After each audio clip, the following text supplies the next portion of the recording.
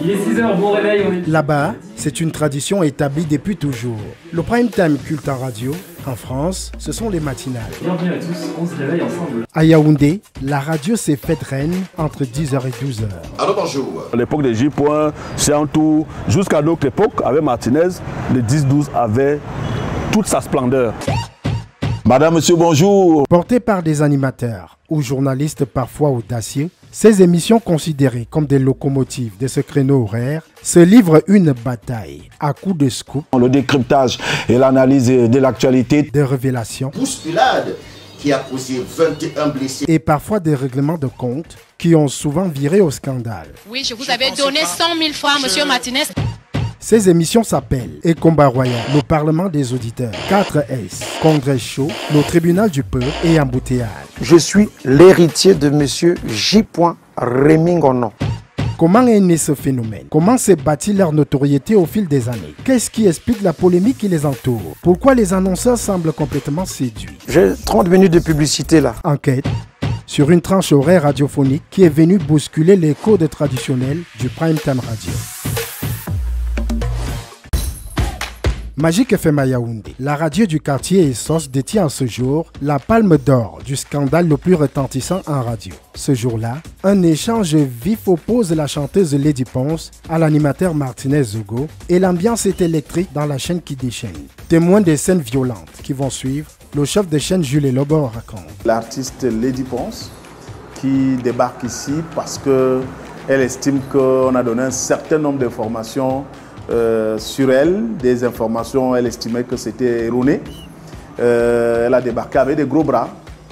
Et je vous assure, il y a eu un monde fou à la radio ce jour-là. Est-ce que vous vous rappelez que quand votre femme a couché à l'hôpital, c'est moi qui ai complété l'argent qui manquait pour opérer votre femme? Non, je ne pense pas. Oui, je vous avais donné 100 000 fois, monsieur Martinez. Vous vous rappelez? Non, on va que je suis... Cette anecdote traduit à peu près l'atmosphère qui entoure la tranche 10h-12h sur les ondes de la plupart des radios de la capitale camerounaise. Dans les taxis, à la maison, comme dans les bureaux, pendant plus d'une décennie, un homme a su se faire un nom et une réputation dans l'animation radiophonique dans ce créneau horaire. Son nom, C'est Martinez au côté. de la radio Tiemeni Siantou à Amplitude FM, en passant par Magique FM et Royal FM, avec un concept bouillonnant appelé Embouteillage. Les affamés, chefs traditionnels, mendiants. La recette accroche, bouscule les habitudes et donne des avatars. Chaque radio veut désormais avoir son 10-12. Yaoundé, quartier Tambafia. Voici Cities Radio, une nouvelle antenne privée. Sur le perchoir du 10-12, ici depuis 2 ans, c'est l'honorable Lazare Zambo qui préside le Parlement des auditeurs. Le Parlement des auditeurs, comme vous le savez, ce sont des informations, le décryptage et l'analyse de l'actualité tous les matins, de lundi à vendredi, 10h, 12h. Autre radio très sollicitée sur les bords du Mfundi, c'est Royal FM. Déjà en action dans ses fourneaux du studio Thompson, le chef Francis Libéral manie à sa guise sa recette des combats royaux. Ces combats royaux, c'est quand Francis Libéral s'adresse à la nation, même à tout dire, pour les connecter. Tous les taximans sont connectés et combien de citoyens empruntent les taxis par jour sont des milliers. D'où la popularité de l'émission en termes d'audience. Après les événements d'hier, Ici, la raison d'être, c'est le triptyque info, proximité, libre antenne. Il n'y a rien qui peut se passer dans la cité capitale sans que nous soyons au courant. Et nos libres reporters, ce sont les taximens, ce sont les Bayam Salam, ce sont les vendeurs à la sauvette, les vendeurs de cigarettes, etc. dis-moi tout. Celui qui se vante d'avoir 100 ans d'animation dans le corps revendique la place de numéro 1 dans la tranche 10-12 à Yaoundé. En termes d'audience, c'est incomparable. Je ne peux pas compter le nombre d'appels que je reçois lors d'une émission. Il n'y a pas de quoi m'entendre sur notre ligne rapidement immédiatement. Bonjour. À la radio Tiemeni Siantou, où a commencé ce phénomène du 10-12, on a adopté la formule de 4S, santé, spiritualité, sport et scandale. La troisième sortie de la semaine de 4S, à la vérité, les formules de 4S ont changé d'au moins 4 à 5 fois. Réajuster en permanence son programme phare. Dans cette tranche horaire, c'est l'option choisie par Satellite FM du groupe L'Anecdote face à la concurrence. Je me suis dit à ce moment qu'il fallait bien sûr un programme qui s'occupe uniquement des problèmes de société. Le 10-12 est catapulté dans les années 2000 avec la libération du secteur de l'audiovisuel au Cameroun. C'est alors qu'un homme va venir changer la donne. C'est J. Rémy Ngono. Je suis à Radio Siantou, où je suis directeur. Il n'y avait pas de programme. Tous les programmes ont été conçus par moi. Mais en réalité, je ne me voyais pas aller à l'antenne. Sauf que, entre 10h et 12h, parce que ce n'était pas le prime time. Le prime time en radio, c'est généralement très tôt le matin. Mais entre 10h et 12h, c'était juste une tranche de variété musicale. Et c'est là où M. Siantou m'a dit, mais pourquoi est-ce que toi-même tu ne voudrais pas passer à l'antenne? J'étais donc d'accord. J'ai donc créé Condré Show. Avec son Condré Show, assorti des coups francs dont il avait seul le secret, J. Rémy Ngono a explosé les audiences. Vous avez tout Yaoundé qui s'arrêtait de fonctionner, n'est-ce pas, lorsque J. Rémy Ngono lançait justement son émission. Le premier objectif de Condré Show était de remettre la musique camerounaise en scène. Le deuxième objectif actuellement, c'était d'apporter ma touche pour que le Cameroun puisse changer. C'est ainsi que le concept va se propager rapidement pour devenir un phénomène qui se transmet comme un héritage. Je suis l'héritier de M. J. Rémy Ngono, avec qui j'ai travaillé pendant 2 ou 3 ans. En fait, j'ai beaucoup été avec Martinez Zogo. Il était chaque fois avec moi dans la voiture. J. Rémy Ngono a commencé à lui remettre ses téléphones portables d'arrêter. C'est comme ça que nous on a commencé à surnommer Martinez Zogo le porteur de portable de J. Rémy Ngono. Comme porteur de portable était un peu péjoratif à son goût, on a décidé, J. a décidé de faire de lui son garde du corps. Donc J. dit que Zogo est déjà son garde du corps. Sauf qu'on regarde le Menson Zogo. On regarde l'autre Menson J. Rémy Ngono. On dit vraiment qui garde qui parmi vous deux même. Quand j'ai été suspendu, à la demande du ministre de la Communication, c'est Martinez Zogo qui avait pris ma tranche de 10h-12h. J. Rémy Ngono a le problème, il va en prison pour 6 mois. J'ai la charge de l'émission Condré Show que laisse J. Rémy Ngono. Je viens avec mon conducteur. Bouba Ngom avait sa gandoura, il était en train de sortir. Il a dit que toi aussi tu dérailles, tu fais ce que tu veux, dis donc. Il a pris son bic, il a signé le conducteur sans le lire. Dans le conducteur, j'avais inséré Martinez Zogo. J'ai pris du J. J'ai un tout petit peu ajouté du mien, ce qui fait qu'aujourd'hui, les gens ont tendance à vouloir me comparer à J. Non, il n'y a pas de comparaison à faire entre J. et Martinez Zogo. J. c'est le grand maître. Dans tout le Cameroun, il y a les petits J. Rémy Ngono en miniature qui sont devenus des grands J. et peut-être des méga J. Rémy Ngono et qui ont aussi ajouté une touche dans leur émission. Si Samuel Eto'o veut mettre de l'argent, son argent, dans le football, il y a 2 choses. Il achète un club ici, ou il crée son club. Pour faire fructifier cet héritage, un audacieux novice de la radio va débarquer pour repousser les limites du 10-12. Fin 2007, je venais d'être débarqué de Canal International où j'étais responsable régional de tout le Grand Nord jusqu'au Tchad. Donc j'arrive à Yaoundé. Je trouve d'abord Yaoundé trop grand pour moi parce que je sors de Garoua. Et le paysage médiatique radiophonique à Yaoundé était dominé par Martinez Zogo. Je crois qu'il y avait Pixo Black qui parlait un peu comme Folie Diran à l'époque. Et puis je me demande comment je vais faire pour m'en sortir dans cet univers. Il fallait vraiment être un peu créatif. Avec le tribunal du peuple, un concept particulier qui a fait couler beaucoup d'encre et de salive, il va secouer le landerneau politico-social yaoundéen. Tirer ses sources dans ce que des aînés avaient fait un peu comme les J. Moi je permettais aux gens de venir dénoncer. Et je crois que c'était pour la première fois que les gens vivaient en direct des Camerounais qui viennent s'asseoir, parler de leurs problèmes, parfois même des problèmes privés, parfois des problèmes qui touchent même l'État. Pour gagner sa place, Duval le Bel et Ballet va tout de même bénéficier d'un coup de pouce. Parce qu'on va fermer Magic FM, Martinez Zogo va aller au quartier et je vais profiter de ça pour vraiment m'installer. Il a fallu que le malheur de Magic FM et de Martinez Zogo à l'époque fasse, n'est-ce pas, le bonheur de Sky One et du tribunal du peuple. Donc, Je profite donc de ce... Je crois qu'ils ont fait près de 8 mois d'absence radiophonique. Ça, il faut être honnête pour le dire. Je profite de ça, je m'installe. Devenu l'un des ténors de l'histoire du 10-12, Duval Lobel et Ballet compare ce qui se faisait hier à ce qui est proposé aujourd'hui. Le 10-12 d'aujourd'hui n'est plus comme celui d'avant. Dans un espace horaire qu'on ne confiait pas au premier venu. On savait que quand tu es dans le 10-12, tu es le capitaine de la capitale. On ne programme pas n'importe qui à Yaoundé dans l'espace 10h, 12h parce qu'en face, il y a du répondant. Le 10-12 était un peu comme le numéro 9 d'une équipe de football. C'est-à-dire quand vous avez un bon 9, vous êtes sûr que même si la dépense fait, le 9 va marquer des buts. Et tout le monde voulait avoir le meilleur 9 pour placer, donc comme avant-centre dans le 10-12. 10h, 12h, le Parlement des auditeurs. Il n'y a plus un 10-12 qui concentre toute la capitale. Il y a des jeunes qui n'osent pas. Ben, ils veulent copier, ils veulent vraiment faire du copier-coller, malheureusement. Et quand ils arrivent quelque part, ils exigent même, n'est-ce pas, le 10-12. Mais en réalité, il n'y a pas de prime time en radio.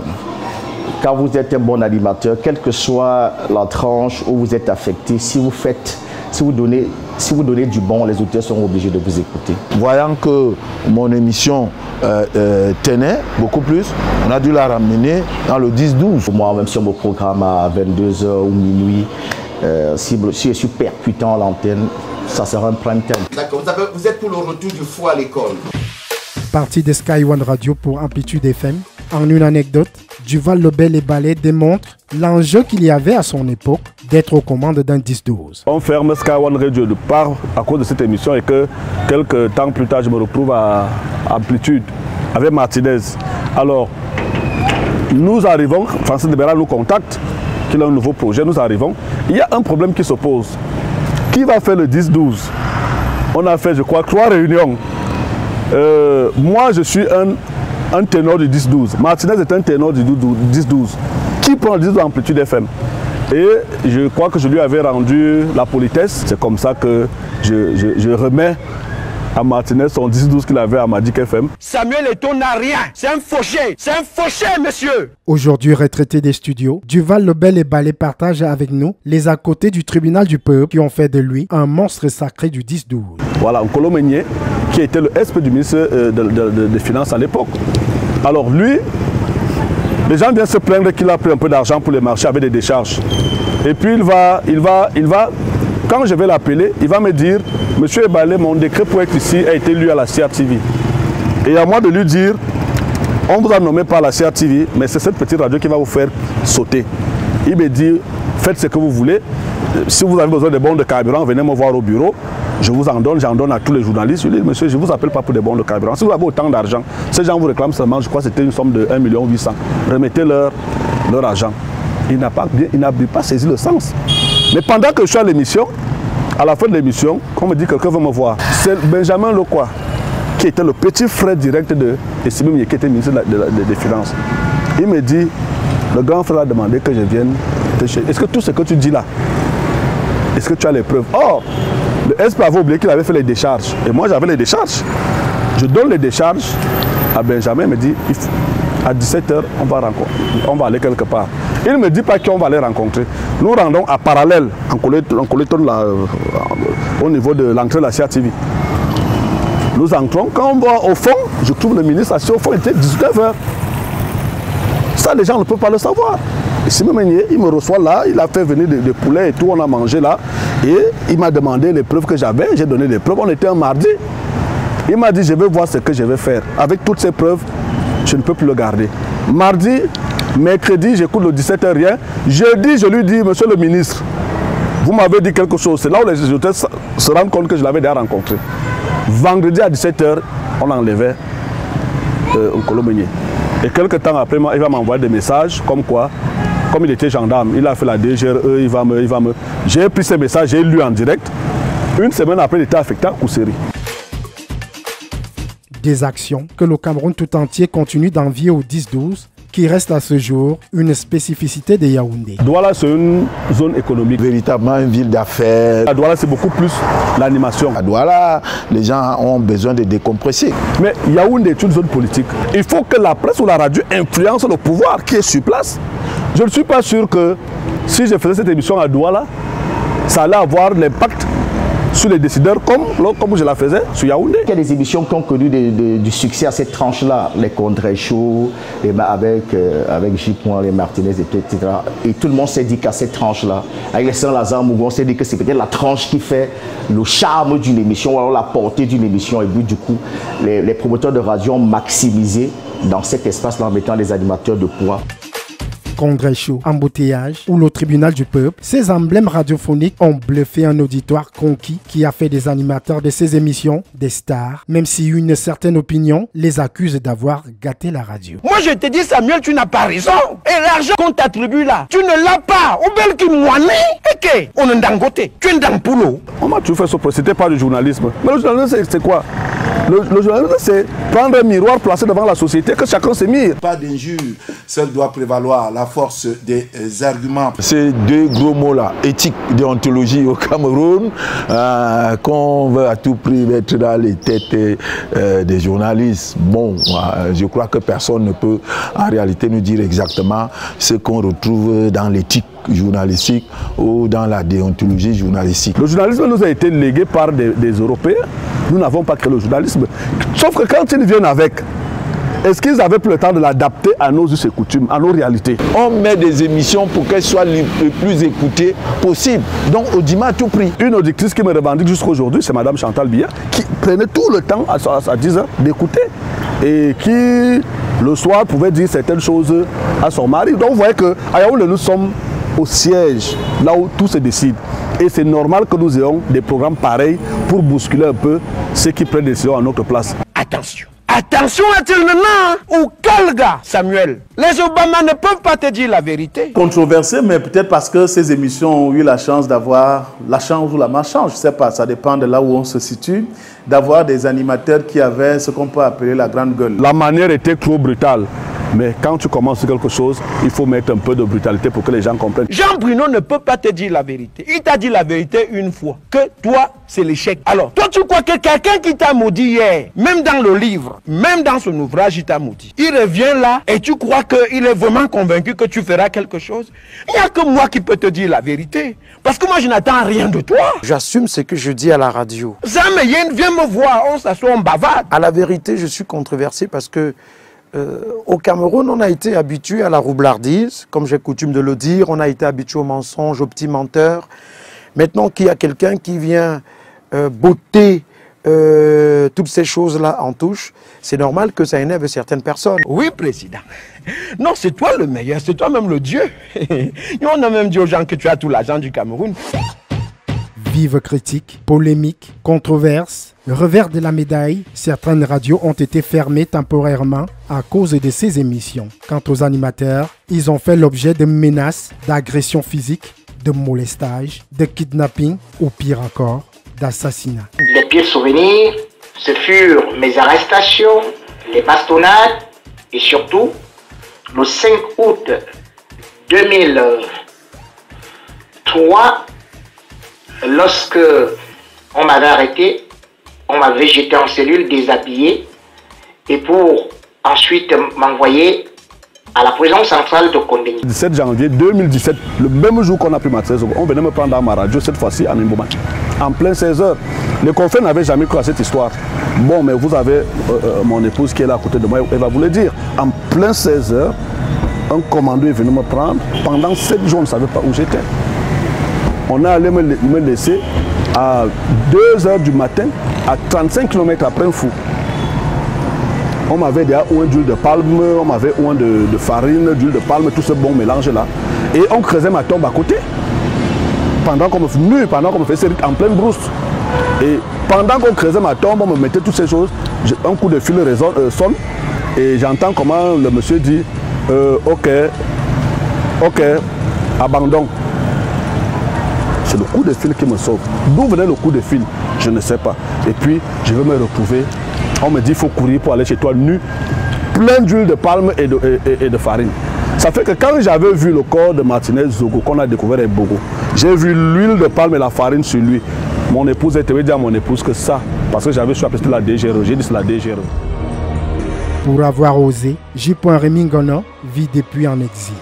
Martinez Zogo, lui, est tombé sur le champ de bataille. Même pas peur, Pas peur, hein. Je crois également que quand on est journaliste, un peu comme les militaires, on ne demande pas à un militaire s'il a peur de la mort au front.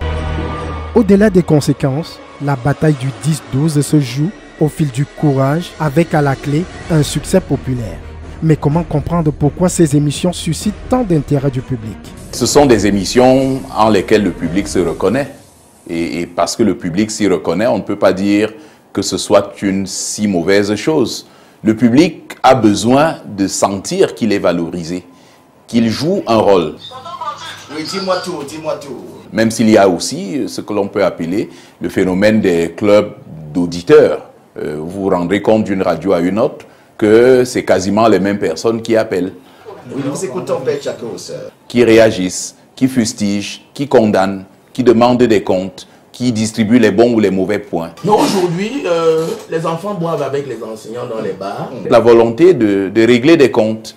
Il y a parfois de la diffamation. Un monsieur qui s'appellerait Savant. Parfois choqués, mais les auditeurs sont toujours très nombreux à écouter ces émissions. C'est bénéfique pour les annonceurs qui s'y bousculent. Que ce soit le travailleur, l'ouvrier, le chauffeur de taxi, la ménagère à la maison, c'est l'heure à laquelle on est en position idéale pour pouvoir écouter de la radio. Vous verrez, les émissions les plus populaires se font généralement au cours de ces tranches. Nous ne pouvons pas bouder ces tranches-là. Nous avons pensé, sans entrer dans des enquêtes très approfondies, que la tranche 10h-12h était une tranche très prisée.